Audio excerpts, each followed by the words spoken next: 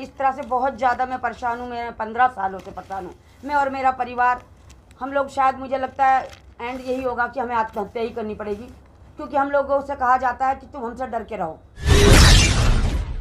इतनी मेरी गलती है कि मैं दुकान पर गई थी सामान खरीदने के, ये दोनों वहाँ खड़ी थी और देखते कहती हैं, चुमारी तू हमसे डर, वरना तुझे हम जीने नहीं देंगे। और बस मुझे धक्का दिया है और वहीं दोनों की दोनों मारने लग गई है मुझे, और किसी ने मुझे बचाया नहीं। यहाँ तक कि मुझे उस दुकान वाले ने भी ये तक नहीं कहा है कि आप यहाँ क्यों लड़ रही है। उसी की दुकान की झाड़ू लेकर झाड़ुओं से भी पीटा। मेरे फादर गए हैं तो उन्हें भी पीटा है। पड़ोसी जो शर्मा जाति के हैं, उन्होंने मेरी सिस्टर और मेरे फादर को बुरी तरह से मारने आप ये उसके फोटोग्राफ भी देख सकते हैं, कितनी गंभीर चोटें लगी हुई हैं। मैं आपको बताना चाहूँगी कि इन्हीं पड़ोसियों की जो उच्च कास्ट के अपर कास्ट के लोग हैं, इन्होंने इतना टॉर्चर किया। आज जो मेरे ब्रदर हैं आज मेरे बीच में नहीं है। मेरा इकलौता भाई और उन बूढ़े माता पिता का इकलौता बेटा आज उनके बीच में नहीं है। 2007 की घटना है, जो हमारे ही यही पड़ोसी तीन परिवार ने मिलकर हमारे पूरे परिवार को हॉकी डंडों ईंटों से बुरी तरह से मारा पीटा, जिसके अंदर जो मेरे ब्रदर हैं उनको ग्रीवियस इंजरी आती है। 15 सालों से हमें न्याय नहीं मिला और इसीलिए हम आने वाली 12 जून 2022 को DCP office Shalimar park Shahdara का घेराव करेंगे। नमोदय जय भीम साथियों, मैं सुनील बौद्ध, दाबूदी सोसाइटी ऑफ इंडिया दिल्ली प्रदेश अध्यक्ष से। साथियों, आप सभी को नमोदय जय भीम। आज आप लोगों के सामने मैं आया हूँ कुछ साथियों को लेकर, ऐसे अपने समाज के भाइयों बहनों को लेकर और उन समस्याओं को लेकर जो पिछले कई सालों से, कई सदियों से आपके बीच में मुँह आके खड़ी है। साथियों, आज मैं तमाम उन मीडिया का भी धन्यवाद करना चाहूँगा जो हमारे एक आह्वान पर आज सभी लोग भाई आए हैं, और मीडिया के सामने हमारे आने की एक मजबूरी रही है, और वो मजबूरी हम चाह नहीं रहे थे कि ये कुछ करें, लेकिन कहने का मतलब ये है कि बस मजबूरी पड़ गई है, इसलिए आप लोगों के बीच में हम आए हैं। शेड्यूल कास्ट भारत का पिछले लंबे समय से शोषण और अत्याचार का शिकार होता आ रहा है। तमाम नेता हमारे देश के अंदर है, तमाम हमारे सोशल एक्टिविस्ट है, लेकिन सिर्फ मुझे लगता है दिखावे की है। ग्राउंड लेवल पर हकीकत कुछ और है। रोज़ के बलात्कार होते जा रहे हैं, रोज़ के घर लूटे जा रहे हैं, रोज़ की आबरू तबाह होती आ रही है। अपनी जमा पूंजी को लुटते बिखरते हमारे समाज में बहुत सारे लोग देख रहे हैं। तो उन्हीं शेड्यूल कास्ट के ऊपर जो स्पेशल हमारा एक्ट बना गया है, बाबा साहब ने जिस पर काफ़ी अपनी उसको डाला है, कॉन्स्टिट्यूशन के अंदर एक कॉन्स्टिट्यूशन पावर दिया है, तो उसके अकॉर्डिंग मैं ये देख रहा हूँ कि पिछले लंबे समय से जब से वो एक्ट बना है, जो उसकी स्पेशल पावर है, जो वो एक्ट कहता है, उसके अकॉर्डिंग हमारे को बिल्कुल भी प्रोटेक्शन, पूरी किसी तरह की राहत नहीं मिल पा रही है। आज आपके सामने ऐसे 2-3 हमारे लोग हैं जो पुराना केस से लेकर अभी करंट तक की वारदातों, पिछले 15 साल से और अभी तक की 50 वारदात हो गई, लेकिन कार्रवाई के नाम पे 0 है।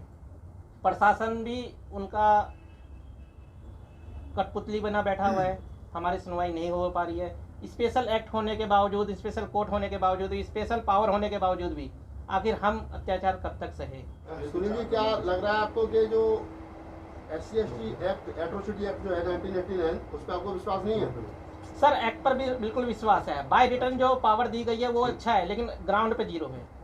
क्यों 0 है आपके? 0 इसलिए है कि जिनके हाथ में है, जैसे कहते हैं बाबा साहब ने कहा था, जब कॉन्स्टिट्यूशन बेशक पूरा पावर अगर अच्छे हाथों में जाएगा तो पूरा इम्प्लीमेंट होगा, लेकिन अगर अच्छे हाथों में नहीं गया तो वो इम्प्लीमेंट 0 होगा। वही बात है एट्रोसिटी एक्ट के, क्योंकि वो भी तो एक एक्ट ही है। कहने को लिखित में बहुत पावर है, कहने को बहुत एक्शन है, बहुत कहने को उसमें अंदर पूरी प्रोटेक्शन है हमारी, लेकिन कहीं ना कहीं ग्राउंड लेवल पे उसको कार्रवाई करने वाले प्रशासन जो लोग बैठा है, जिनके हाथ में उनको कार्रवाई के लिए बोला गया, वो ग्राउंड लेवल पे 0 है। किस आधार पर कह सकते हो आपके 0 है? कोई साक्ष्य है आपके साथ? बिल्कुल साक्ष्य है, और आपको मैं बिल्कुल बताऊंगा। अभी हमारे पास पूरे एविडेंस के साथ आपके सामने रखेगी चीजें। मैं हिंदू, एक सोशल एक्टिविस्ट। जय भीम, जय भारत, जय संविधान।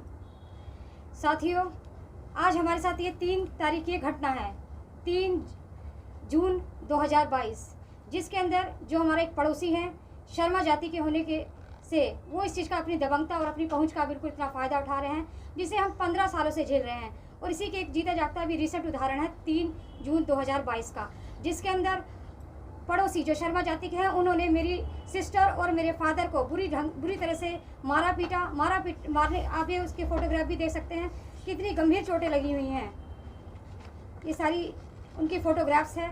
चोटें लगने के बाद 100 नंबर की कॉल भी की जाती है, उसके बाद अपनी रिटर्न कंप्लेंट भी दी जाती है, लेकिन आज 3 तारीख से लेकर अभी आज तक अभी उनके खिलाफ कोई कार्रवाई नहीं की गई और ना ही कोई FIR दर्ज की गई। ये तो है 3 तारीख की घटना। लेकिन ये कहा जाता है कि कानून सभी के लिए बराबर है, लेकिन नहीं। मैंने इस चीज़ को फेस किया, 15 साल से मैं इस चीज़ को फेस कर रही हूँ कि कानून सभी के लिए बराबर नहीं है। जो कहा जाता है कि SC एक्ट, उस कानून का जो है दुरुपयोग किया जा रहा है। यहाँ पे अगर जमीनी लेवल पे देखा जाए तो हम 15 साल से उस चीज़ को देख रहे हैं कि एक ही कानून है, लेकिन उस कानून का 2 जगह पर अलग अलग तरीके से उपयोग किया जा रहा है। 2007 की घटना है, जो हमारे ही यही पड़ोसी 3 परिवार ने मिलकर हमारे पूरे परिवार को हॉकी डंडों ईंटों से बुरी तरह से मारा पीटा, जिसके अंदर जो मेरे ब्रदर हैं उनको ग्रीवियस इंजरी आती है। ये उनका ब्रदर है, ये मेरे ब्रदर हैं। मैं आपको बताना चाहूँगी कि इन्हीं पड़ोसियों की जो उच्च कास्ट के अपर कास्ट के लोग हैं, इन्होंने इतना टॉर्चर किया। आज जो मेरे ब्रदर हैं आज मेरे बीच में नहीं है। मेरा इकलौता भाई और उन बूढ़े माता पिता का इकलौता बेटा आज उनके बीच में नहीं है। हम 15 साल से वो चीज़ को फाइट कर रहे हैं कि 2007 में जब पूरे परिवार को हॉकी डंडे से बुरी तरह से मारा गया, हम उस टाइम में बच्चे थे, हमें किसी चीज़ की नॉलेज नहीं थी, जिसके अंदर मेरे ब्रदर को ग्रीवियस इंजरी आती है। ये उनकी MLC है, ग्रीवियस इंजरी आती है। ये मेरी जो साथ में जो सिस्टर बैठी है, इनको भी सिंपल इंजरी आती है। और मेरी जो मदर हैं, मेरी मदर की MLC सही ढंग से नहीं करवाई, क्योंकि वो लोग पहुँच वाले लोग थे, दबंग लोग थे, और उनको सिंपल इंजरी आती है। वहीं दूसरी तरफ जो शर्मा कास्ट के अपर कास्ट के लोग थे, 3 फैमिली थी, उनको सिंपल इंजरी आती है। उसके बावजूद पूरे थाने के अंदर अपर कास्ट को भर दिया जाता है। जिन लड़के को ग्रीवियस इंजरी आती है, जो केस 308 का केस अपर कास्ट के ऊपर बनना चाहिए था, उल्टा मेरे ही ब्रदर को, जो गुनाहगार ना होने के बावजूद उसे गुनाहगार बनाकर अंडर ऑब्जर्वेशन में MLC को दिखाकर 308 का मुकदमा कर सेम डे ही गिरफ्तार कर दिया जाता है। तब कोई इन्वेस्टिगेशन नहीं होती, उनकी 3 बार स्टेटमेंट ली जाती है। और करने वाले कौन? IO कौन होते हैं? तेजदत्त गौड़, यानी वो भी पंडित। फिर 3 महीने के अंदर, मैं एक पक्ष को बताऊंगी कि 3 महीने के अंदर मेरे जो ब्रदर पे झूठा केस लगाया गया था, अंगूठी के नकलीजेंस साइन करे गए, उनके मेरे ब्रदर के साइन के नकलीजेंस 3 महीने के अंदर ही चार्जशीट फाइल कर दी जाती है। चार्जशीट फाइल करने में भी उसमें, जबकि MLC का रिजल्ट 28/12/2007 की घटना होती है और MLC का रिजल्ट 4 जनवरी 2008 को आ चुका था, लेकिन चार्जशीट फाइल किस में करी जाती है? चार्जशीट फाइल करी जाती है 308 में चार्जशीट फाइल करी जाती है, 308 में चार्जशीट फाइल कर दी जाती है। उस लड़के को गुनाहगार बनाने के लिए कितना देखो षड्यंत्र रचा जा रहा है। एक कि हम शर्मा जो लोग हैं, हम सभी शर्मा को नहीं कहते, क्योंकि हमारे बहुत से लोग साथी हैं वो शर्मा जाति के हैं, ठाकुर जाति के हैं, लेकिन हर व्यक्ति गलत नहीं होता। लेकिन इन लोगों ने, जो ये 8 फैमिली थी, लेकिन 8 फैमिलियों ने इस एक अनुसूचित जाति के व्यक्तियों को मतलब एक नीचा दिखाने के लिए और अपनी नाक ऊंचा करने के लिए उन्होंने FIR चार्जशीट फाइल करी 308 IPC में, जो नहीं बनती थी। यानी 323 के केस को उन्होंने सेशन में चलवाया 308 का बनवाकर, जिसके अंदर मेरे जज साहब कौन थे? और जज साहब जिन्होंने चार्ज फ्रेम करा वो भी पंडित। कहना चाह रहे हो कि जिसने जुल्म किया वो भी ब्राह्मण, जो आईओ था वो भी ब्राह्मण, जो जजमेंट देने वाला था वो भी ब्राह्मण, तो कास्टिज्म जो वो हावी है। जी बिल्कुल। तो जाति के आधार पर उस पर हावी है। और कौन है, कोई अपनी बात करना चाहते हैं इस मुद्दे पे? आप इसमें क्या चाहते हैं, आप क्या कार्रवाई चाहते हैं और किन के खिलाफ चाहते हैं? सर, जो 15 साल पहले जो घटना घटी थी, उसमें 3 पड़ोसी थे, 3 फैमिली थी। उसमें से 2 जो फैमिली है वो अपना कानून, ये केस जो है 15 साल वाला केस है, ये हाई कोर्ट में पेंडिंग चल रहा है। मेन सबसे बड़ी प्रॉब्लम ही वहीं से स्टार्ट होती है, क्योंकि ये लोग चाहते हैं कि जो केस हाई कोर्ट में चल रहा है इसको वापस ले लें और इनको यहाँ से घर से भगा दिया जाए यहाँ से, और इनके मकान पे कब्जा कर लिया जाए। मेन मुद्दा इनका यही है। और इसीलिए इन्होंने क्या है कि जब भी हमारी अगली तारीख, यानी हमारी जुलाई में तारीख आने वाली है, तभी ये घटना घटाते हैं। इन्होंने ये घटना 3 जून को ही घटाई है। जी, आपने कार्रवाई जो की है, आप कह रहे हैं कि हम DCP से भी मिले, SHO से भी मिले, तो आपको उन्होंने क्या आश्वासन दिया है? सर, हम क्या नाम है एडिशनल, हम पहले DCP साहब से मिलने गए, हमें 1 घंटे तक बैठाया गया, और उसके बाद क्या नाम है 1 घंटे बाद कह दिया गया कि DCP साहब चले गए हैं। और फिर हम उसके बाद हमें एडिशनल DCP कुशल पाल सिंह जी से मिलवाया गया। उन्हें हमने पूरी बात बताई, पूरा लॉ की सारी चीज़ें अपनी जो भी हमें नॉलेज थी हमने उस चीज़ को बताया गया जो कानून क्या कहता है। लेकिन उन्होंने ये बात कही कि इस पर क्या नाम है FIR दर्ज नहीं होगी, इस पर इन्वेस्टिगेशन होगी, जो लीगल नहीं है। तो जो उन्होंने कार्रवाई करने के लिए आश्वासन दिया था वो हो रही है या नहीं हो रही है? बिल्कुल नहीं, अभी तक आज 3 तारीख से लेकर 8 दिन हो गए हैं, लेकिन अभी तक हमसे ना किसी का पुलिस का फ़ोन आया, ना कोई स्टेटमेंट ली गई, मतलब उनकी तरफ से कोई नहीं। यानी कि आज भी वही 15 साल पहले जो घटना घटी थी उसी को एक नया कारगर रूप देने के लिए वही तैयारी हो जा रही है, वही पहुंच का यूज़ किया जा रहा है, वही मतलब राजनीतिक षड्यंत्र रचा जा रहा है। और ये परिवार पहले 5 का परिवार था, ये परिवार आज 5 से 4 हो गया है। और वही मेरे बराबर वाला जो पड़ोसी जो शर्मा है वो 5 से 15 हो गया है। आज मेरे बीच में मेरा ब्रदर नहीं है। ये सोचिए उस माता पिता पे कितनी, और बहनों पे। अगर पुलिस कार्रवाई नहीं होती है तो आप पुलिस के खिलाफ या अपने पड़ोसी के खिलाफ क्या करना चाहेंगे फिर? देखिए, अगर सबसे बड़ी बात यह है कि मैं चाहूँगी कि मेरे साथ घटना हुई है और मुझे मारा पीटा गया है तो मेरी FIR दर्ज होनी चाहिए SC एक्ट में। कौन सा थाना है ये थाना फर्श बाजार है ये, और थाना फर्श बाजार इतना करप्टेड थाना है वाकई में, जिसमें 80 के साथ लगातार नाइंसाफी की जा रही है, जिसपे कोई सुनवाई नहीं हो रही। ऊपर के आला अधिकारी आते हैं उसको इन्वेस्टिगेशन के नाम पे 5 इन्वेस्टिगेशन लगाते हैं जो विक्टिम होता है, लेकिन उस पर कुछ होता नहीं है, उसमें रिटायरमेंट हो जाते हैं, चले जाते हैं। SHO, ACP, DCP कौन है आपके एरिया के जो आपके केस देख सकते हैं? जी, हमारे जो DCP साहब हैं साथिया सुंदरम जी हैं, और जो उसके बाद SHO साहब जी हैं वो विक्रम सिंह जी हैं। एडिशनल DCP हैं कुशल पाल सिंह जी। ठीक है। चंदा जी, जब आपके साथ ये एट्रोसिटी हुई थी तो आपको मारा पीटा भी गया था क्या? जी बिल्कुल, मेरे को मारा पीटा गया है और मुझे पुलिस द्वारा भी बहुत ज़्यादा अपमानित किया गया है, मुझे उन्होंने भी मारा है। और यहाँ तक कि अभी 2 तारीख को मैं गई थी किसी शिकायत के लिए, तो वहाँ पे मेरे पड़ोसी दीपक ने एक पुलिस वाले को सेट करके उससे ये कहलवाया कि मुझे डटवाया पहले तो, फिर उसके बाद ये कहलवाया कि 8-10 लोगों आप इसे पीट दो, और अगले दिन ही ये घटना मेरे साथ हो गई है 3 तारीख को, 3 जून को जी। और जिसमें अभी तक कोई कार्रवाई नहीं की गई, क्योंकि मैं इतनी ज़्यादा मतलब चोटें लगी हुई कि मैं चल फिर नहीं सकती, और मेरी सिस्टर जा रही हैं और मेरे अन्य साथी भी जा रहे हैं, लेकिन कोई सुनवाई नहीं हो रही है। तो थाना DCP साहब से बात हुई थी तो उन्होंने क्या आश्वासन दिया? अभी DCP साहब से तो मेरी 8 महीने पहले हुई थी, क्योंकि मैं एक कंप्लेंट में DCP साहब से मिली थी। मैं गई थी अपनी कंप्लेंट के लिए, मेरे को बुलाया गया था आईओ पुष्पा जी ने। तो वहाँ पे उन्हीं के रूप में एक और आईओ बैठी हुई थी जो कि ब्राह्मण जाति से हैं, उनका नाम था पूजा सारस्वत जी। तो वो मैं उनको ब्रीफ कर रही थी अपनी घटना के बारे में, अपनी शिकायत के बारे में। तो उन्होंने बस इतना ही पूछा उनसे, पूजा जी से, कि मैडम इस केस में क्या होगा। और वो जो मेरा पड़ोसी वो 1 दिन पहले उनसे मिल चुका था। अब पूजा जी ने कुछ और नहीं करा, उन्होंने सीधा मुझे कहा चल निकल इस कमरे से निकल बाहर। और मुझे फिर खड़ी हो गई, खड़ी होकर मेरा कॉलर वगैरह पकड़ लिया और मुझे अपने लात घूसों से और मारने लगी और कह रही निकल जा। ये कौन थे? ये आईओ थी, एक अलग आईओ जो कि मेरे केस से कोई लेना देना नहीं था। नाम पता है उनका कुछ? उनका पूजा सारस्वत नाम है, और फर्स्ट बाजार थाने में वो नियुक्त हैं। हाँ, देखिए उन्होंने जो मारा था उस दिन की घटना का देखिए आप, ये मेरी चोटें हैं, लेकिन इस पर भी आज तक अभी कोई कार्रवाई नहीं पुलिस द्वारा। ये देखिए 100 नंबर की कॉल भी की गई थी, मैंने शिकायत भी दे रखी है, मैंने PG साल में भी दे रखा बस, और यहाँ तक कि SST आयोग में भी दे रखा है, MLC भी हुई है मेरी, लेकिन अभी तक कोई उस पर भी नहीं हुई है कार्रवाई। और आज नहीं, ये घटना घट गई अब 3 तारीख को। तो मैं इस तरह से बहुत ज़्यादा मैं परेशान हूँ, मैं 15 सालों से परेशान हूँ, मैं और मेरा परिवार। हम लोग शायद मुझे लगता है एंड यही होगा कि हमें आत्महत्या ही करनी पड़ेगी, क्योंकि हम लोगों से कहा जाता है कि तुम हमसे डर के रहो, जो उनकी महिलाएं हैं। मैं सिर्फ इतनी मेरी गलती है कि मैं दुकान पर गई थी सामान खरीदने के, ये दोनों वहाँ खड़ी थी और देखते कहते हैं चुमारी तू हमसे डर, वरना तुझे हम जीने नहीं देंगे। और बस मुझे धक्का दिया है और वहीं दोनों की दोनों मारने लग गई है मुझे, और किसी ने मुझे बचाया नहीं। यहाँ तक कि मुझे उस दुकान वाले ने भी ये तकनीक है कि आप यहाँ क्यों लड़ रही है, उसी की दुकान की झाड़ू लेकर झाड़ुओं से भी पीटा।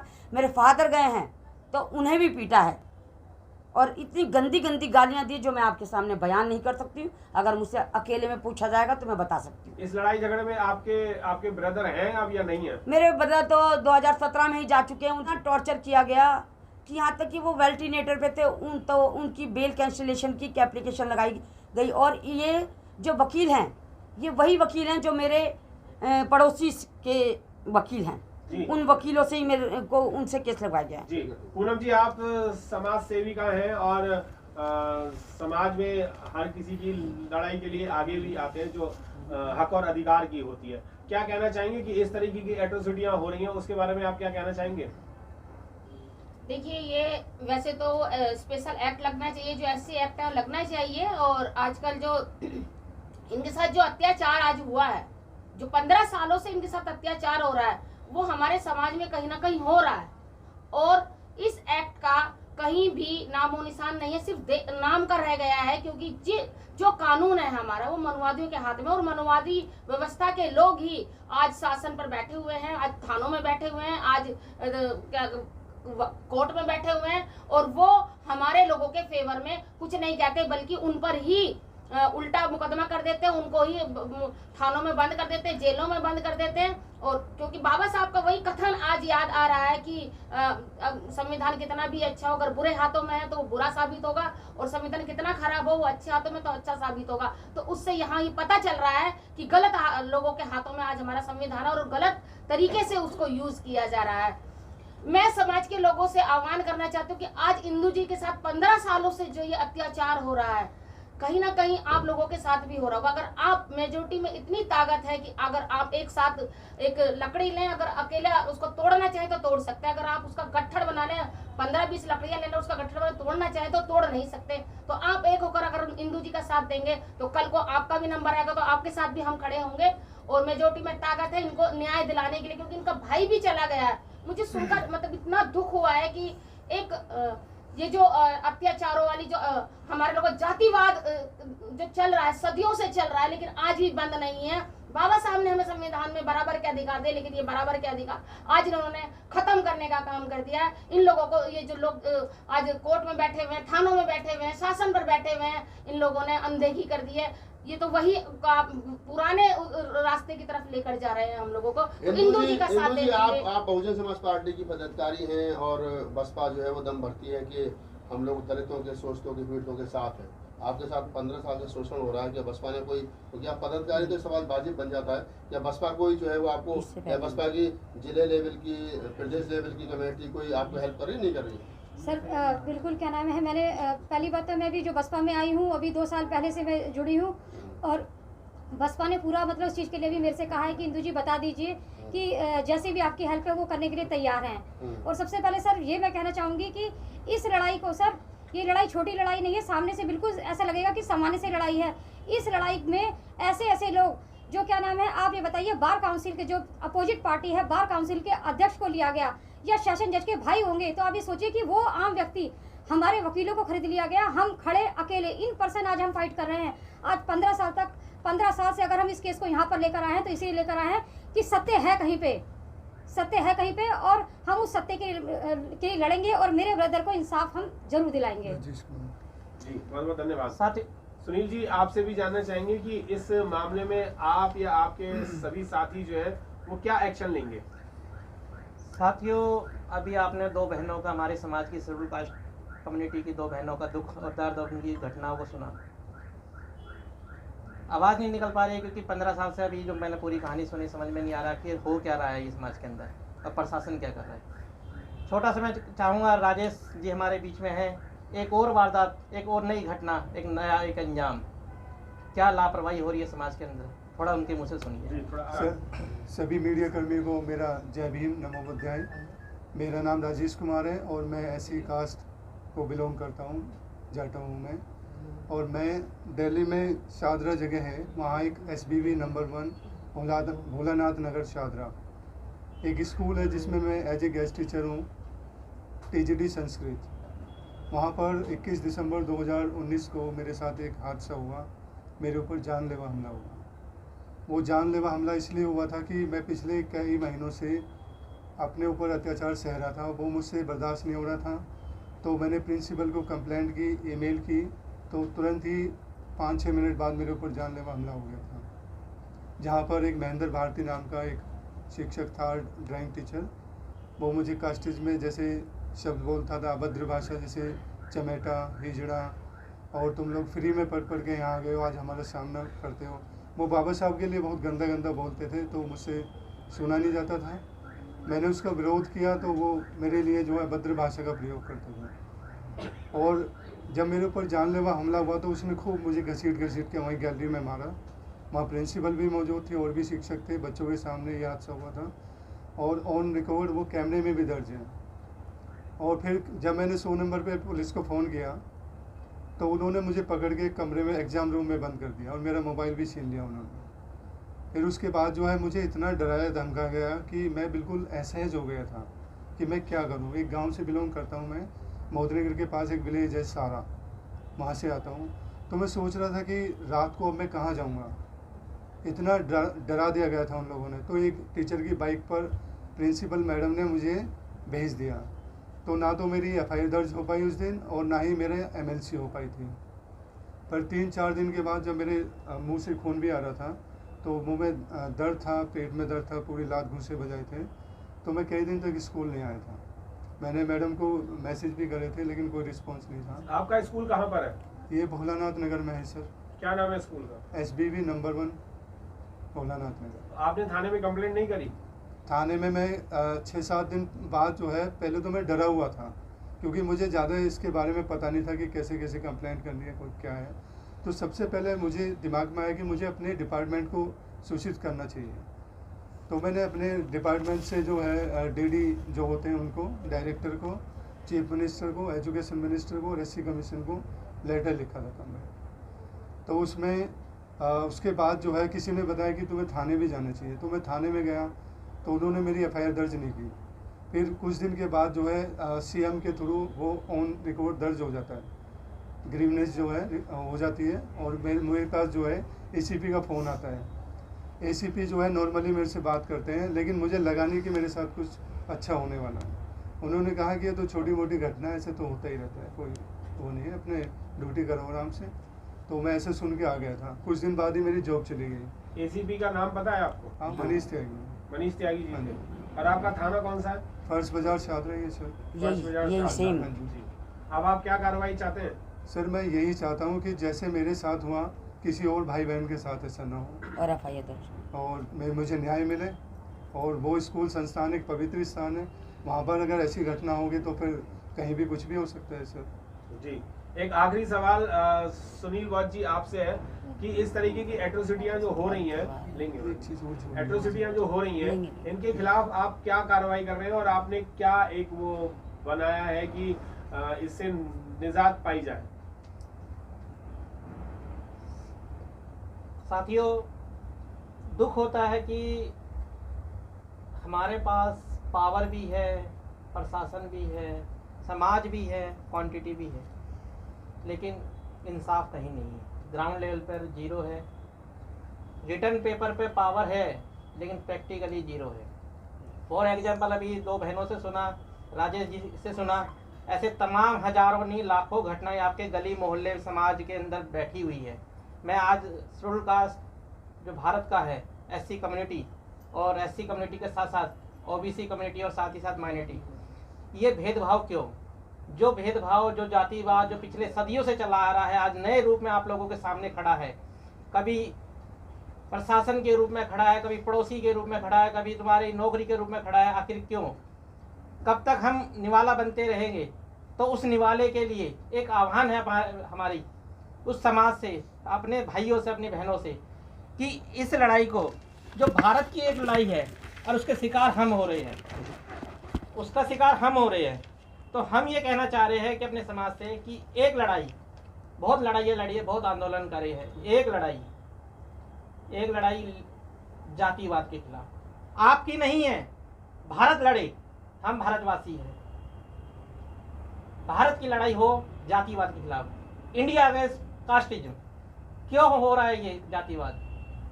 स्कूल के अंदर, घरों के अंदर, पड़ोसियों के पास के द्वारा क्यों हो रहा है? तो ये आह्वान है मेरे उस समाज का से, उस भाइयों से, उस कम्युनिटी से, कि इंडिया अगेंस्ट कास्टिज्म की लड़ाई लड़े और उस इंडिया अगेंस्ट कास्टिज्म की लड़ाई को एक आंदोलन का रूप दे और अपने आपस भाइयों में इतना भाईचारा बढ़ाए कि अगर पड़ोसी के दर्द उठे ना तो पड़ोसी भी खड़ा हो, वो भी चले, चल बेटा थाने चल, चल भाई क्या हुआ, मैं देखता हूँ कैसे कार्रवाई नहीं होगी।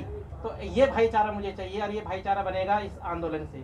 ये आंदोलन की नींव है, भारत की एक लड़ाई की पहल है। हम चाहते हैं कि ये समाज इस लड़ाई को लड़े, इस लड़ाई को लड़ने के लिए बाहर आए और अपना प्रोटेक्शन करे। यही आपकी सुरक्षा है, यही आपका वो है। तो ये आपने कोई संगठन बनाया है या क्या चीज है ये? सर ये कोई संगठन नहीं है, ये सिर्फ एक आह्वान है, ये सिर्फ एक आह्वान है। आह्वान का कोई नाम दिया जाता है, जाहिर सी बात है। जैसे आज से 2011 में एक आंदोलन का नाम दिया गया था इंडिया अगेंस्ट करप्शन का, लेकिन हमने ये कहा कि करप्शन तो नस नस में है, वो बात ठीक है, लेकिन एक सब्जेक्ट नहीं है। जो शोषण हो रहा है किसके खिलाफ हो रहा है? आदमी के खिलाफ हो रहा है। शोषण किसका हो रहा है? आदमी का हो रहा है।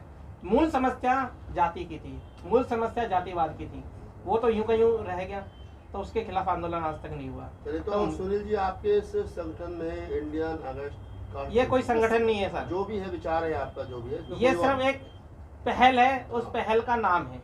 सभी साथियों को जय भीम, नमो बुद्धाय। जी मैडम। देखो, हम दिल्ली देश की राजधानी है, राजधानी में रह के भी अगर हमारे साथ इस तरह से अत्याचार हो रहे हैं, अभी जो इंदु बहन की कहानी सुनी, पूरी की पूरी जो अंदर से झंझोड़ के रख देती है। और अब ये जो लड़ाई जो बुझने वाली नहीं है, अब हम न्याय लेके रहेंगे किसी भी हालत में। उसके लिए हमें जिस तरीके से भी हमें काम करना पड़े, हम उस तरह से काम करेंगे, क्योंकि हम बाबा साहब डॉक्टर अंबेडकर को मानने वाले बच्चे हैं, संविधान को मानने वाले बच्चे हैं। हम पूरी तरह कानून की तरीके से ही हम लड़ाई को लड़ेंगे, लेकिन हम न्याय लेके रहेंगे। जो भी अभी तक जो FIR दर्ज नहीं हुए हैं, हमारी पूरी कोशिश रहेगी कि हम FIR को दर्ज कराएं। अगर हमारा ऐसे बात नहीं बनती है तो आगे हम अगला कोई दूसरा स्टेप भी उठाने के लिए तैयार हैं। उसके लिए हमें थाने जाना पड़े, ACP DCP का घेराव करना पड़े, किसी भी तरह की कोई बात हम साथी हम मिल कर के जिसको हम फाइनल करेंगे वो हम करेंगे। और हम हर सूरत में जो है इस बात को अब चुप नहीं बैठेंगे, क्योंकि 15 साल बहुत लंबा समय होता है, 15 साल कोई कम समय नहीं होता है। और अब समाज के सभी बुद्धिजीवी साथियों से मेरी अपील भी है कि अपने इंदु बहन का ज़्यादा से ज़्यादा समर्थन दें, और इस तरह की जो है घटना हमारे समाज के ऊपर ना हो। क्योंकि आज के डेट में हम देखते हैं तो ज़्यादातर जितना भी देखोगे, ज़्यादातर अत्याचार जो है दलितों के ऊपर होता है। ऐसा दलितों ने क्या बिगाड़ दिया है कि दलितों के ऊपर इतना अत्याचार? भारत के किसी भी कोने में चले जाओ और अन्य राज्यों में चले जाओ, आज अब ऑनलाइन सर्वे निकाल करके देख लो, सबसे ज़्यादा अत्याचार हमारे ऊपर होते हैं। ऐसा हमने इनका क्या बिगाड़ दिया है? और जबकि हमारे लोग सबसे ज़्यादा मेहनती होते हैं, सबसे ज़्यादा काम करने वाले होते हैं, लेकिन इनकी मानसिकता हमारे लिए ठीक नहीं है। ये जातिवाद का सहारा लेकर के जो है हमें नुकसान पहुंचा रहे हैं। सर, आप क्या कहना चाहेंगे इस बारे में? आप यूथ हैं और यूथ में दिल्ली में नहीं पूरे भारत में आप सब लोग जाने जाते हैं। अगर कुछ इस तरीके की एट्रोसिटियां हो रही है तो उसके बारे में आप क्या एक्शन लेंगे? हाँ, बिल्कुल कहना चाहूँगा। देखिए, जैसा कि अभी आप सिचुएशन को देख रहे हैं कि एक परिवार बिल्कुल समाप्ति की ओर है और वो ऐसी घोषणा भी कर रहे हैं कि अगर न्याय नहीं मिलेगा तो क्या हमें आत्महत्या करनी पड़ेगी। लेकिन उनके अंदर साहस अभी भी जिंदा है और वो लड़ना चाहते हैं, क्योंकि आखिरी दम तक लड़ना है। और आह्वान भी कर रहे हैं कि आप यूनाइट हो जाइए कास्टिज्म के अगेंस्ट में, और हम ये आवाज़ पूरे देश में आगे तक ले जाएंगे। लेकिन आपने देखा होगा इतनी ज़्यादा एट्रोसिटी जो होती है, जैसा कि अभी उन्होंने बोला कि आप गूगल पे भी सर्च कर लीजिए, इसका रेशियो बढ़ता ही जा रहा है। बट मैं थोड़ा सा करेक्शन करना चाहूँगा, अभी इनकी FIR रजिस्टर नहीं हो रही है। क्या ये केस फर्जी है? जेन्युइन है एकदम। तो गूगल पे जो सर्च करेंगे वो तो मुश्किल से 10% केस हैं जो रजिस्टर हैं, लेकिन वो भी इतना अच्छा रेशियो है, लेकिन केस तो रजिस्टर ही नहीं होते। तो इसके लिए हमें आवाज़ उठानी पड़ेगी। आपके माध्यम से जनता तक आवाज़ जा रही है, और इसके लिए हमें अगर थाना तो क्या, तहसील क्या, कोर्ट क्या, आंदोलन भी करना पड़े तो हम पूरे देश में आंदोलन भी करेंगे और इन बहन को न्याय दिलाएंगे। और अगर कानून सबके लिए बराबर है, अगर कोई ACP हो, SHO हो, DSP हो या वटेवर कोई भी है, किसी भी कास्ट से है, मैं कास्ट के ऊपर नहीं जाऊंगा, बट पर्टिकुलर ये कास्ट पे ही अगर ये सब हो रहा है तो कास्ट के अगेंस्ट में फिर बोलना पड़ता है। तो हम सब यूनाइट होंगे और इन बहन को न्याय दिलाएंगे, चाहे हमें DCP के खिलाफ जाना हो, और लीगल संवैधानिक तरीके से हम जाएंगे। अगर वो नहीं सुन रहे हैं तो उनके ऊपर भी कोई अधिकारी हैं, हम उन पर भी अपनी बात रखेंगे और लीगल तरीके से प्रोसीड करेंगे और इनको हम जीत दिला के रहेंगे। जी बिल्कुल, धन्यवाद। आशीष जी, आपसे भी जानना चाहेंगे, आप राजनीतिक पार्टी में भी अच्छा दमखम रखते हैं और सामाजिक मुद्दों पे भी आपने एक संगठन बनाया है बीएसपी यूथ। क्या बीएसपी यूथ इस मामले में हस्तक्षेप करेगा या नहीं? देखिए, पहले भी मैं इस चीज़ को 50 बार कह चुका हूँ और दोबारा से इस बात को रिपीट कर रहा हूँ कि बीएसपी यूथ का प्रत्येक कार्यकर्ता हर एक उस आदमी के साथ खड़ा है जिसके साथ अत्याचार हो रहा है, जिसके साथ गलत हो रहा है। और चाहे इंदू जी हैं, चाहे चंदा जी हैं, चाहे भाई साहब हैं, आज इनके लिए ना सही तो कम से कम बाबा साहब के सपने के लिए खड़े हो जाओ, क्योंकि बाबा साहब का प्रत्येक बच्चा इस देश में घुट घुट के मर रहा है आज, केवल इस वजह से कि आप लोग शांत बैठे हो। ये मत सोचिए कि आज इंदू जी का नंबर है, चंदा जी का नंबर है, या भाई साहब का नंबर है, या आशीष सागर का नंबर है। अगला नंबर आपका भी हो सकता है अगर आप इन लोगों के साथ नहीं खड़े हुए। तो चाहे सरकार के खिलाफ जाना पड़े, चाहे डीसीपी के खिलाफ जाना पड़े, हम लोग इनको न्याय दिलाने के लिए हर कानूनी लड़ाई लड़ेंगे और बाबा साहब के सपने को साकार करने के लिए क्योंकि बाबा साहब चाहते थे ये देश समता मैत्री भाईचारे से चले। और आज ये जो मनुवादी लोग हैं, है ना, ये लोग हमारे लोगों को जगह जगह मार रहे हैं, जगह जगह अपमानित कर रहे हैं। आपके सामने उदाहरण है, देखिए, हमारी बहनों ने बताया भी। तो आज आप घर में मत बैठे रहिए, मेरा सभी दर्शकों से निवेदन है कि घर में मत बैठे रहिए, क्योंकि आज अगर इनका नंबर अगला नंबर आपका भी हो सकता है। इसलिए सड़क पर उतरिए, इनके लिए लड़िए। पर आशीष जी, आप आंदोलन की बात कर रहे हैं, आपकी बात मानी नहीं जा रही है। जंतर मंतर पे रोज डेली हजारों की तादाद में आंदोलन होते हैं, ज्ञापन जाते हैं और ठंडे बस्ते में फेंक दिए जाते हैं। तो अगर आपकी बात आंदोलन से भी नहीं मानी गई तो अगला स्टेप क्या उठाएंगे आप? क्यों नहीं मानी जाएगी? अभी रिसेंटली हमने महंगाई के खिलाफ आंदोलन किया तो मानी गई बात। अगर हम संवैधानिक तरीके से बाबा साहब के बताए हुए रास्ते पर चलकर हम अपनी बात को रखेंगे तो जरूर मानी जाएगी। हम लोग सभी बाबा साहब के मानने वाले लोग हैं, बाबा साहब के अनुयायी हैं, बाबा साहब के बच्चे हैं। इसलिए बाबा साहब ने जो हमें रास्ता दिखाया है, कानून का रास्ता, उसी कानून के रास्ते पर चलकर हम इन बहनों को न्याय दिलाने का काम करेंगे। बहुत बहुत धन्यवाद। 15 सालों से हमें न्याय नहीं मिला और इसीलिए हम आने वाली 12 जून 2022 को DCP office Shalimar park Shahdara का घेराव करेंगे। सर, क्या कहना चाहेंगे कि इस तरीके की एट्रोसिटियां हो रही हैं? तो जी, ये बहुत चिंता का विषय है सर, और बहुत गंभीर विषय है। उन दोषी लोगों के खिलाफ कार्रवाई होनी चाहिए, जो इंदू जी हैं और जो चंदा जी हैं, सोशल वर्कर हैं, और इनके ऊपर 15 सालों से जुर्म ज्यादती कर रहे हैं ये लोग, अपर कास्ट के लोग। ये एक बहुत चिंता का विषय है और उन दोषी लोगों पर कार्रवाई होनी चाहिए। इतना मैं ये कहना चाहता हूँ। अगर ये कार्रवाई नहीं करते हैं तो हम लोग संघर्ष करेंगे।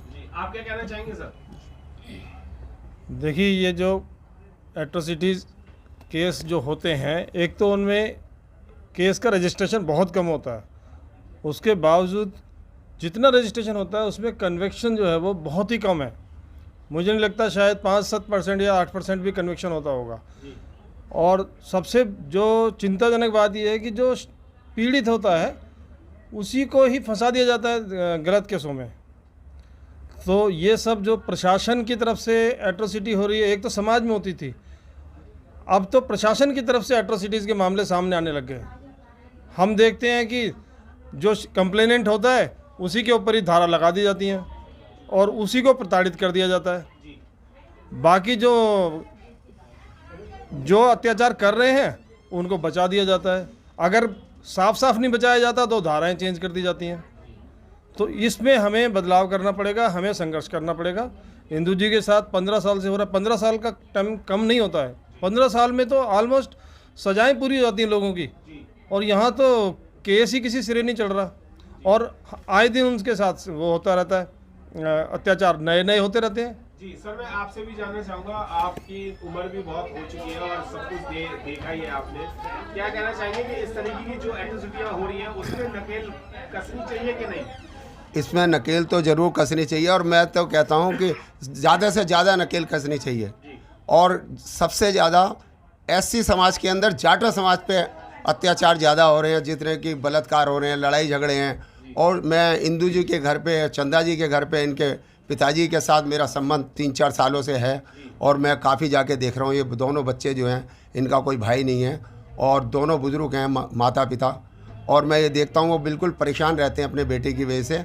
15 सालों से इनका क्लेश चल रहा है, और आज तक पुलिस ने इनकी कोई देखभाल नहीं करी है। और कोर्ट में भी केस चल रहा है, सुप्रीम कोर्ट में, हाई कोर्ट में, सब जगह केस चल रहा। और अभी 3 तारीख की बात है, मैं 3 तारीख को अचानक इनके घर पे गया तो इनके दरवाजे बंद थे और सामने वाले जो ब्राह्मण समाज का घर है और जिनसे इनकी लड़ाई है, वो जो है उनकी दोनों बहुएं और उनका लड़का वहाँ पर गाली गुप्तार बक रहा था और ऐसी गंदी गाली बक रहा था। अभी इन बच्चों ने बताया भी नहीं, मगर मैंने अपने कानों से सुना है। मैं तो जैसे इनका दरवाज़ा बनता है, इन्होंने मुझे इशारा दिया, मुझे ये नहीं मालूम था कि इनका झगड़ा हो रहा। जब इन्होंने मेरे को अंदर कर लिया तो वो इस तरीके से कह रहे थे, इनके घर में कुछ जानवर भी पल रहे हैं, कुत्ते बिल्ली इन्होंने पाल रखे हैं, घर में शौक हैं, गली मोहल्ले के 10-20 कुत्तों को खाना भी खिलाते हैं, दूध पिलाते हैं। और जो है ऐसे मेरे बच्चों को जो है ऐसे लफ्ज़ इन्होंने बोले हैं बहुत गंदे, जो मैं बता नहीं सकता, मगर अब मैं बेशरम होकर बताना पड़ता है कि ये वो कहते हैं कि ये तो कुत्तों से मिली हुई हैं, कुत्तों से मिली हुई हैं। ये अच्छे लफ्ज़ नहीं हैं, मगर इसके ऊपर कार्रवाई बहुत सख्ती होनी चाहिए और पुलिस इसकी देखभाल नहीं कर रही। मैं 3 तारीख से इनके साथ रोज DCP के पास जा रहा हूँ और DCP भी नहीं सुन रहा, न कंप्लेंट लिख रहा, और किसी ने कंप्लेंट लिखी नहीं है। और नहीं लिखी तो मैं धरना प्रदर्शन पे सबसे आगे मैं आऊँगा और उनको सज़ा दिलवाने का काम करूँगा। बिल्कुल सर, आप युवा हैं, आपसे भी जानना चाहूँगा कि क्या इस तरीके की जो एट्रोसिटियाँ हो रही हैं उसमें धरना प्रदर्शन देना चाहिए या कुछ और कार्रवाई के लिए अभी हमें सब्र करना चाहिए? सर, हम कार्रवाई तो 15 साल से कर रहे हैं, लेकिन अभी तक हमारी FIR तक दर्ज नहीं हुई। हमारी बहनें, हमारे भाई संघर्ष कर रहे हैं, उन पे उल्टा FIR दर्ज करने के बजाय वो अत्याचार किए जा रहे हैं। तो इसका एक ही रास्ता बचता है कि हम जो है वो DCP का, CM साहब का, इनका सबका घेराव करें और अपनी बात रखें और आगे जो है संघर्ष करें। सर, आपसे भी जानना चाहूँगा, आप क्या कहना चाहेंगे? देखिए सर, ये जगह जगह पे जो अत्याचार हो रहे हैं दलितों पे और शेड्यूल कास्ट, उन पे अत्याचार जगह जगह हो रहे हैं पूरे इंडिया में, और अकेले अकेले परिवार की कोई नहीं सुनता है। तो इसके लिए मैं चाहूँगा कि सब एकजुट होकर के सभी साथ आए और सभी साथ काम करें और धरना प्रदर्शन DCP ऑफिस में हम जाएंगे, सब साथ है, एक साथ है। जो धरना प्रदर्शन कर रहे हैं वो कहाँ और कब कर रहे हैं? देखिए साथियों, धरना प्रदर्शन की ज़रूरत हमें इसलिए पड़ गई है क्योंकि प्रशासन हमारी सुनवाई नहीं कर पा रहा है और उनका स्टैंड ये है कि हम कोई कार्रवाई नहीं करेंगे। स्पेशल एक्ट होने के नाते, स्पेशल कोर्ट होने के नाते, स्पेशल प्रोटेक्शन होने के नाते हमारी कार्रवाई नहीं हो पा रही है। इसलिए प्रशासन पर दबाव और प्रेशर बनाने के लिए और अपने सुरक्षा के लिए हम 12 तारीख को रविवार सुबह 12 बजे Sadra east Delhi DCP office का घेराव करेंगे, ताकि DCP ये समझे कि आप एक परिवार को तो दबा सकते हो लेकिन पूरे समाज को नहीं दबा सकते। आपको FIR भी दर्ज करनी पड़ेगी और आपको उनको अंदर भी करना पड़ेगा, जो लंबे समय से अपनी क्रूरता दिखा रहा है और हमारे समाज पर जातिवाद का खेल खेल रहा है।